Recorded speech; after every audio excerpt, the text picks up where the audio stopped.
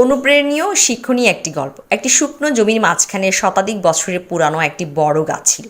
এটি শত শত এবং হাজার হাজার যাত্রীদের বিশ্রাম ও আশ্রয় দিত। একদিন দুজন পথিক দূরবর্তী স্থান থেকে ভ্রমণ করে গাছটি পূর্ব দিকে অবস্থিত একটি শহরে যাচ্ছিল। দিনটি ছিল গরম এবং রোদাজ্জ্বল। তারা সকাল থেকে যাত্রা শুরু করে প্রায় মধ্য দুপুর পর্যন্ত কয়েক মাইল হাঁটল। সূর্যের প্রখরতাপের কারণে তারা হাঁটতে পারছিল না। সৌভাগ্যবশত তারা গাছটি যেখানে ছিল সেখানে এসে পৌঁছে। এত বড় গাছ দেখে তারা খুব খুশি হয়। তারা গাছের নিচে বিশ্রাম নেওয়ার সিদ্ধান্ত নেয়। তারা গাছের শীতল বাতাস উপভোগ করে এবং কিছুক্ষণ সুখ নিদ্রা উপভোগ করে। ঘুম থেকে উঠে তারা ক্ষুধার্ত বোধ করে এবং তাদের একজন গাছে কোনো ফল আছে কিনা তা দেখার জন্য ঢালে আরোহণের সিদ্ধান্ত নেয়। যেহেতু এটি ফল বহনকারী গাছ নয়, তাই ভ্রমণকারী হতাশ হয়।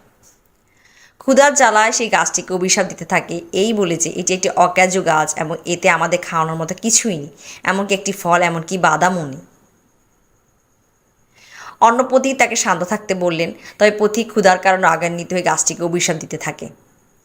গাছটি তখন পথিকের অভিশাপ সহ্য করতে না পেরে বলিষ্ঠ কণ্ঠে বলল, তুমি আমার প্রতি এতটা অকৃতজ্ঞ হতে পারো না? প্রখর শুষ্ক রোদে যখন তোমার এখানে পৌঁছতে, তখন তো অক্ষর অবস্থা একবার ভেবে দেখো। আমি তোমাদের শীতল এবং আরামদায়ক জায়গা দিয়েছি, বিশ্রাম এবং প্রশান্তিদায়ক বাতাসের সাথে ঘুমানোর জন্য। আমি এখানে না থাকলে তোমাদের যতটা ক্লান্ত ছিলে মারা যেতে। প্রখর রোদ থেকে তোমার জীবন বাঁচিয়েছে, কিন্তু তুমি আমাকে অপমান করছো।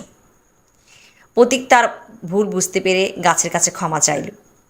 গল্পের নৈতিক বিধাতার প্রতিটি সৃষ্টির মধ্যেই মানবজাতির জন্য অসংখ্য উপকারিতা রয়েছে। সব কিছুর মধ্যেই ভালো আছে, কিন্তু আমরা অনেক সময় ভালোটা লক্ষ্য করতে ব্যর্থ হই।